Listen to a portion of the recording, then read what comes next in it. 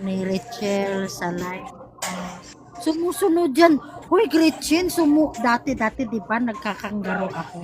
Sumusunod yan kahit saan ako mag-live.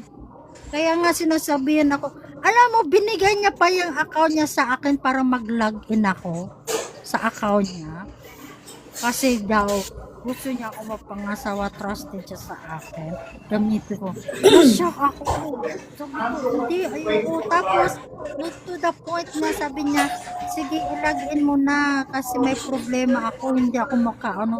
Ako naman na auto kasi naawa ako. Nilagin ko.